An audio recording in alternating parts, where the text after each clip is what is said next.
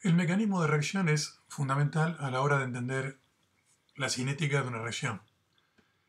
Eh, el mecanismo además permite comprender cómo son los pasos en que ocurre una reacción. El problema del mecanismo es que las reacciones no se pueden observar, sino que se hacen seguimientos indirectos. Entonces, un mecanismo comprende de una serie de caminos que puede ser una sola etapa o varias etapas, y cada una de las etapas de un mecanismo se conoce como paso elemental.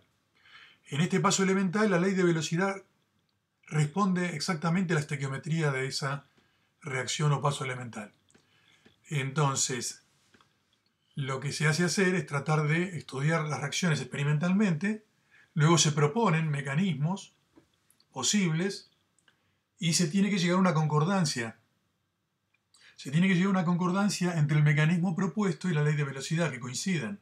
Y además el mecanismo muchas veces propone componentes intermedios, que no es ni reactivo ni producto, se forman pero se consumen en el proceso, y estos componentes deben comprobarse que realmente existen en la mezcla de reacción. En general, de los pasos elementales, hay uno que es el más lento generalmente y se llama el paso determinante, porque la velocidad de la reacción se hace lo más rápido posible, pero lo más rápido posible es la velocidad que tiene la etapa más lenta. O sea, si hay varios procesos rápidos y uno es lento, la reacción global va a ser lenta por el paso lento. De manera que el paso lento es el paso que es determinante porque su ley de velocidad es la ley de velocidad experimental. Los estudios se hacen de una manera bastante más compleja que lo que vamos a mostrar acá. Es una pequeña visión de lo que se trata. No pretendemos hacer un estudio a fondo, como emplear un método de estado estacionario. Eso para un curso de físico-química puede ser interesante. Acá simplemente mostramos lo que es un mecanismo. Supongamos una reacción, 2A que da B más C. El mecanismo podría ser paso 1. A se transforma en P más B. Ya da uno de los productos, pero da un producto intermediario P. Y en un segundo paso, otra molécula de A con P produce C. Si sumamos los dos procesos, P se formó y se consumió. Entonces 2A formó B más C, que es la reacción que está acá. Ahora, si la primera constante es chica, es un proceso lento, la segunda es grande, es rápida, entonces este es el paso determinante. Y su constante K1 debería ser la constante experimental, o sea, la velocidad sería la constante K1 por la concentración del reactivo A. De modo que el estudio experimental daría que B es una constante experimental por A y la constante experimental tendría que ser esta constante K1. Entonces el mecanismo estaría de acuerdo y en concordancia con la ley experimental. Pero con eso no está validado. Para validarlo habría que comprobar que en el seno del reactor se forman las moléculas de intermediario P. Vamos a ver un ejemplo concreto. Entonces un mecanismo se confirma si concuerda con la ley de velocidad experimental y si se prueba la presencia de los intermediarios. A temperaturas menores que 225 grados, el dióxido de nitrógeno reacciona con monóxido de carbono produciendo óxido nítrico y dióxido de carbono. La ley de velocidad experimental es que es una constante experimental por la concentración de NO2 al cuadrado. Es de segundo orden respecto del reactivo dióxido de nitrógeno. Vemos claramente que la ley de velocidad no tiene nada que ver con la estequiometría. Bueno, el mecanismo se sabe que es el siguiente. Se ha estudiado. El paso elemental número 1 es que chocan dos moléculas de dióxido de nitrógeno con una constante K1 y producen una molécula de trióxido de nitrógeno y una de óxido nítrico. Y este es un paso lento. Su ley de velocidad tiene que ser entonces K1 por NO2 al cuadrado. En una segunda etapa, el intermediario NO3 reacciona con el monóxido de carbono produciendo nuevamente NO2 y CO2. Si sumamos estas dos reacciones, obtenemos la reacción que está acá arriba. Pero este proceso es rápido, entonces la ley de velocidad tiene que parecerse a la etapa determinante, que es la lenta.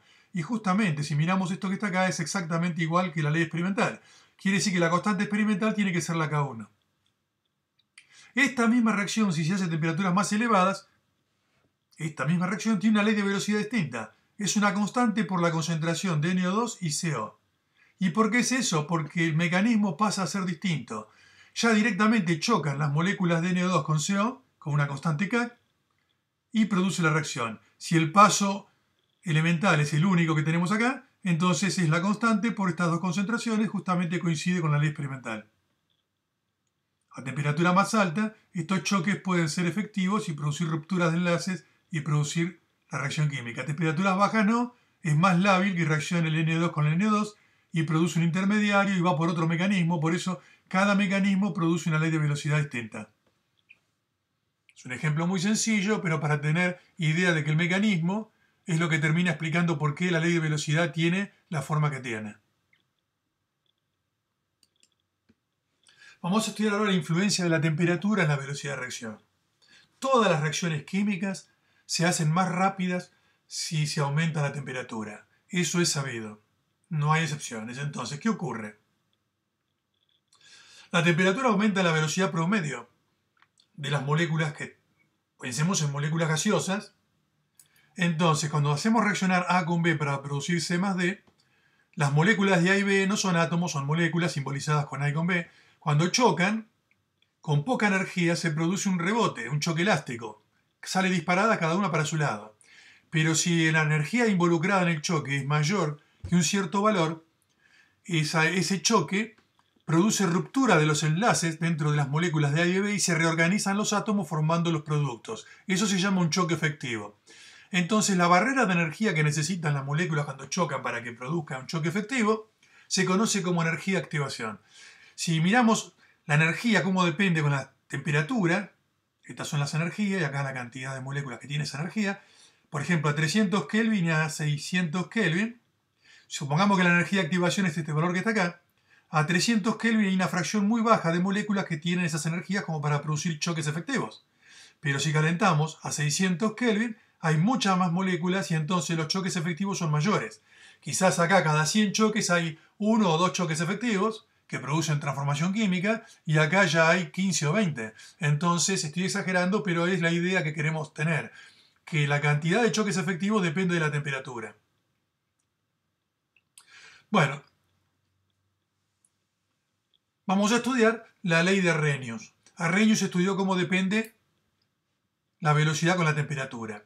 Si tenemos una reacción, por ejemplo, A más B que da C más D, y C más D tiene menos energía que A y B, esto sería la diferencia de energía, sería una reacción exotérmica. Sin embargo, para que A y B se convierta en C y D, los choques tienen que superar una cierta barrera, que es la energía de activación, para que se rompan los enlaces de A y B, y recién ahí se va hacia el producto.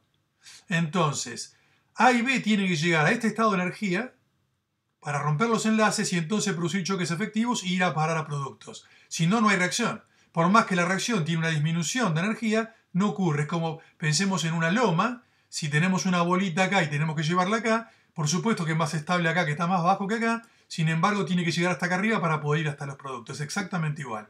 La reacción contraria, si yo quiero ir de CD a AB, la reacción puede ser reversible, tiene que superar esta barrera que está acá. Para que CD se transforme en A y B, tiene que llegar hasta este pico. Y la barrera ya no es la misma que antes, sino que la barrera es energía de activación prima. O sea que la reacción directa e inversa tienen barreras distintas. Y cuanto más alta es la barrera, son menos, y la barrera hasta se corre para arriba, son menos la fracción de moléculas que llegan.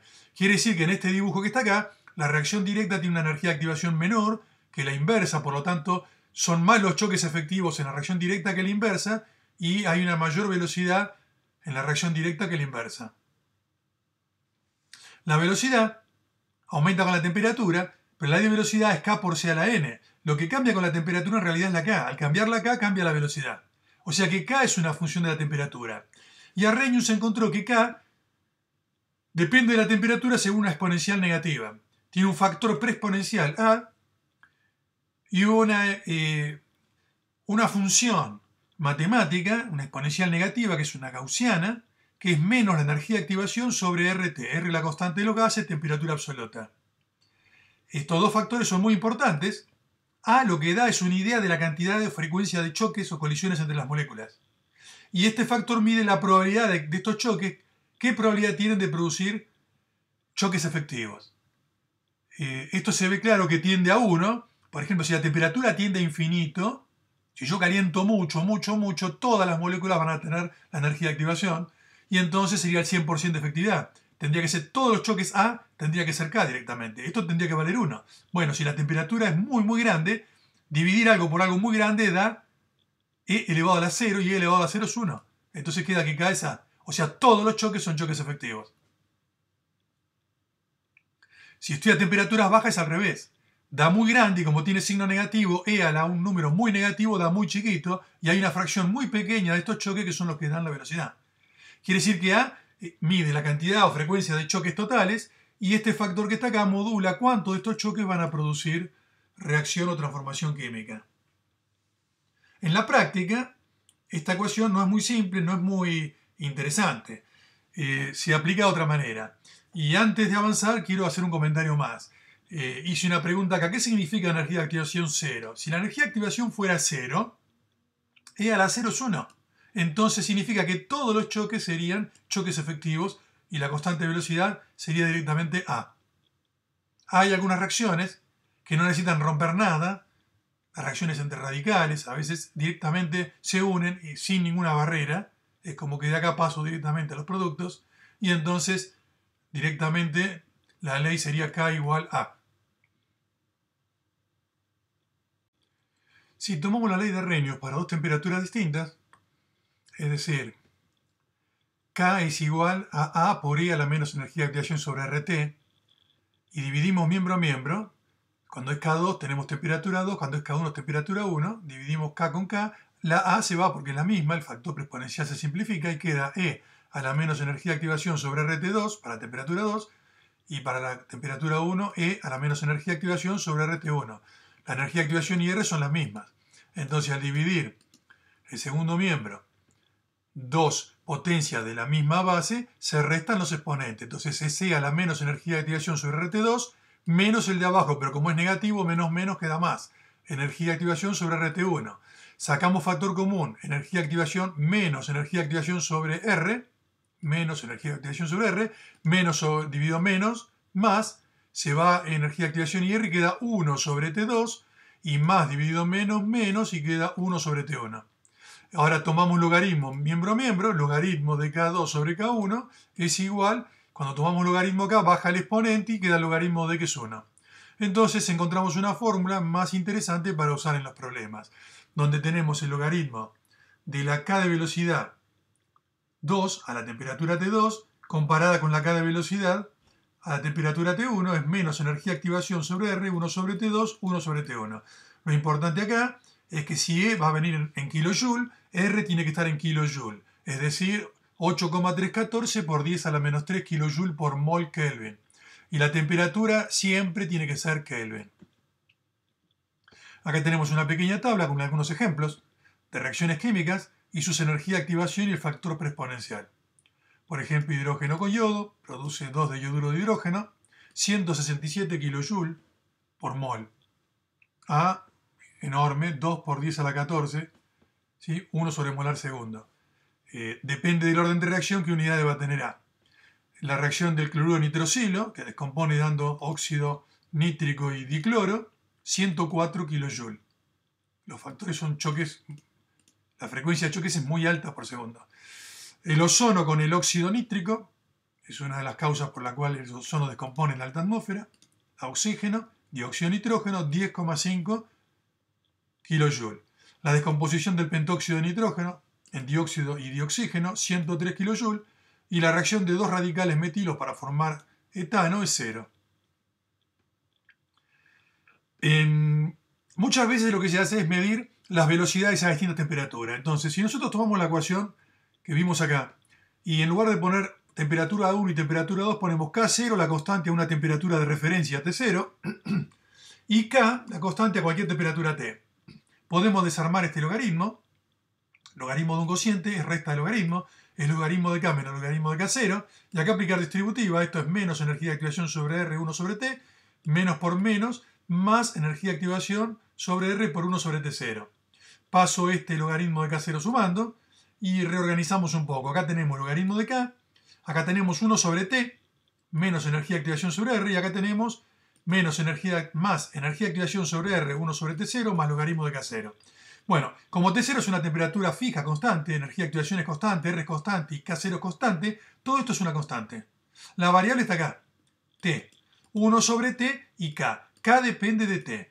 Y si yo represento en lugar de k el logaritmo de k como y en lugar de t represento 1 sobre t como si fuera x, esto es una recta. Tengo y igual a una pendiente por x más la ordenada del origen. Si se representa, y se puede sacar del gráfico la pendiente es menos energía de activación sobre r. Como r lo conozco, se puede despejar la energía de activación. Es un método interesante para estudiar reacciones experimentalmente. Entonces vamos a hacer un ejemplo de aplicación de esto que estamos diciendo. Vamos a encontrar la energía de activación para la reacción de descomposición del pentóxido de nitrógeno que da 4 de dióxido de nitrógeno y dioxígeno. Acá tenemos los datos. Se estudió la reacción a distintas temperaturas, 298 Kelvin, 318, 328, 338. La constante velocidad, 3,7 por 10 a la menos 5, segundo a la menos 1, esta reacción es de orden 1, 5,1 por 10 a la menos 4, 1,7 por 10 a la menos 3, 5,2 por 10 a la menos 3. Lo que hacemos es, las temperaturas las invertimos, hacemos 1 sobre T. Como la temperatura es Kelvin, 1 sobre T va a ser Kelvin a la menos 1. Entonces, invirtiendo las temperaturas que están acá, obtenemos números chiquitos. 0,00336, o sea, 336 por 10 a la menos 3, 314 por 10 a la menos 3. Tenemos todas las inversas de la temperatura. Y a la K le sacamos el logaritmo neperiano. Entonces quedan, como son números chiquitos, son 0, son todos negativos los logaritmos. Y graficamos. Tomamos 1 sobre T como si fuera X en este eje, 1 sobre T, que es Kelvin a la menos 1, 1 sobre T, y en el eje vertical, en ordenadas, ponemos el logaritmo de la constante y graficamos. Acá está hecho con un programa de computación. Estos son los puntos que se obtuvieron, 4 puntos, son 4 temperaturas, y se saca la ecuación de la recta. La pendiente de esta recta es menos 1235. Perdón, menos 12.000, estoy diciendo mal, 12.356. Menos 12.356, es pendiente negativa. Pero la pendiente, ¿qué es? La pendiente es dividir, para el ángulo que tiene esta recta, sería dividir un segmento vertical sobre el horizontal. El vertical mide en el logaritmo que no tiene unidades, o sea que sería algo que no tiene unidades dividido algo que tiene unidades. ¿Esto qué unidades tiene en el eje de abscisa? Tiene unidades 1 sobre k, entonces si yo hago algo dividido 1 sobre k es k. O sea que me da, la pendiente que está acá me está dando en Kelvin. No pone 1 sobre t porque el programa le llama directamente x. X sería 1 sobre t. X y y sería el logaritmo de k. Acá es la ecuación que plantea el software. Entonces, encontramos que la pendiente es menos 12.356 Kelvin. Y eso es igual a menos energía de activación sobre R. Si nos recordamos la parte que vimos hace un ratito, acá tenemos. La pendiente es menos energía de activación sobre R. Entonces, se puede despejar menos con menos, queda más. Y R que está dividiendo pasa multiplicando. Entonces, energía de activación va a ser 12.356 Kelvin por R, que es 8,314 por 10 a menos 3 kJ dividido mol Kelvin. Kelvin con Kelvin se va y queda kilojoule por mol. 103 kJ por mol es la energía de activación de esta reacción que está acá. La catálisis es el mecanismo mediante el cual los catalizadores logran que las reacciones sean más rápidas. Hay catalizadores negativos llamados inhibidores, al revés, hacen que las reacciones sean más lentas. Si uno quiere conservar un alimento o un medicamento más tiempo, conviene que las reacciones de descomposición sean más lentas. ¿Cómo es que cambian la velocidad de reacción? Simplemente una reacción que tiene una energía de activación alta, es decir, que pocas moléculas llegan a activarse para poder producir choques efectivos y productos, promueve un mecanismo, un camino distinto, en donde la barrera es más baja y más moléculas llegan a esa barrera más baja, que es la energía de activación de la reacción catalizada, y la reacción se hace más rápida. El inhibidor es al revés, aumenta la barrera de energía de activación. Entonces, en definitiva, lo que modifican es el mecanismo de una reacción para cambiar la velocidad. No modifican el rendimiento de una reacción. Si una reacción tiene una posición de equilibrio que no es muy favorable, bueno, con el catalizador simplemente se va a lograr esa posición en menos tiempo. Simplemente eso. La catálisis se divide en catálisis homogénea y heterogénea. La catálisis homogénea, una sola fase. El catalizador interviene en el proceso, pero en el final del proceso se regenera. Es decir, participa de las reacciones, pero así como reacciona, se regenera. entonces en el proceso global no interviene. Quiere decir que con una pequeña cantidad de catalizador se podría trabajar sin inconvenientes. Tomemos como ejemplo la reacción redox, en donde los iones serio 4 oxidan talio 1 a talio 3.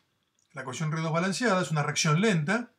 El mecanismo de la reacción cuando se introduce como catalizador manganeso 2 es el siguiente. El serio 4 reacciona más rápido con manganeso 2 oxidándolo a manganeso 3. El serio 4 pasa a serio 3. Luego el manganeso 3 con otro serio 4 vuelve a ser oxidado a manganeso 4, pero como óxido de manganeso, dióxido de manganeso. La reacción balanceada involucra protones. En una tercera etapa, el dióxido de manganeso es el que oxida talio 1 a talio 3. Y es todas reacciones rápidas. Cuando sumamos estos tres procesos, el catalizador manganeso 2 se regenera al final, el manganeso 3 se forma pero reacciona, el dióxido de manganeso se forma pero reacciona, desaparece en todo el proceso global y nos queda como reacción final la misma reacción que al principio, pero al ser suma de procesos rápidos, este proceso ahora es rápido. O sea, este mecanismo de tres pasos elementales provee un camino donde la barrera total es menor que la reacción directa. Entonces, el manganeso 2, si bien parecería que no intervino, pues el proceso global no interviene, pero provee mecanismos y pasos elementales rápidos y hace que la reacción se acelere. Otro ejemplo es la reacción de formación de trióxido de azufre a partir de dióxido de azufre con dioxígeno. Es una reacción lenta. Bueno, se puede catalizar con óxido nítrico. El óxido nítrico reacciona de forma rápida con el dioxígeno, produciendo dióxido de nitrógeno, y este sí reacciona con el dióxido de azufre, transfiriendo un oxígeno en forma rápida y formando trióxido de azufre. Entonces estos dos procesos rápidos, si yo los sumo, el catalizador NO se regenera, el intermediario N2 desaparece y el proceso global sigue siendo el mismo que al principio, pero como sumé reacciones rápidas, tenemos una reacción rápida. Y acá era una reacción originalmente lenta. Son dos ejemplos de catálisis homogénea. En la catálisis heterogénea, lo que se utiliza es un catalizador generalmente sólido que puede absorber en la superficie, por ejemplo, reactivos gaseosos. Los primeros que se empezaron a usar fueron los metales nobles con el hidrógeno. Puede haber fisisorción, cuando la absorción, es decir, la absorción es un fenómeno superficial, la molécula se absorbe, se pega por fuerzas a la superficie del catalizador, que pueden ser fuerzas de índole física, tipo eléctricas, o puede ser realmente una verdadera unión química, con una cierta fuerza más intensa, y se llama quimisorción. En general, en la catálisis ocurre una quimisorción. El fenómeno de la catálisis ocurre en 5 etapas. La difusión de los reactivos desde el seno del reactor hacia la superficie del metal. La absorción, se pegan en la superficie, se produce la reacción estando pegados en la superficie porque se activan en la superficie. Y luego se desorben. La desorción produce que los productos de reacción ya formados se despeguen de la superficie y migran hacia el seno de la solución, o sea, difunden hacia la solución. Entonces, por ejemplo, la hidrogenación catalítica del etileno. El etileno puede tomar hidrógeno y formar etano. La doble ligadura del alqueno permite incorporar hidrógeno y producir etano. Esta reacción es lenta. Entonces se utilizan catalizadores del tipo platino, paladio, rodio.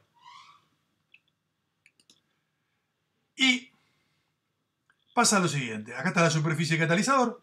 Entonces difunde desde el seno de la solución, por ejemplo, el hidrógeno, y al pegarse, al absorberse en la superficie del catalizador, se debilita el enlace hidrógeno-hidrógeno porque se forman enlaces del hidrógeno con los átomos del metal del catalizador. Se arrima desde el seno de la solución el etileno y la unión doble del etileno se empieza a debilitar porque se empiezan a formar uniones con el hidrógeno absorbido. Finalmente se produce esta unión, se rompe este doble enlace y se rompe el enlace del hidrógeno al catalizador, se produce la desorción y migra hacia el seno del reactor la nueva molécula que es el etano, donde el hidrógeno está incorporado ya a los dos carbonos. Entonces se desorbe y difunde. Ese sería un mecanismo sencillo para explicar cómo es el proceso. La catálisis heterogénea está muy investigada y se utiliza mucho en la industria química. Hay muchas publicaciones de catalizadores, no solo metales como paladio, rodio, iridio, platino, sino también se utilizan óxidos de titanio, óxidos de cromo y otro tipo de compuestos.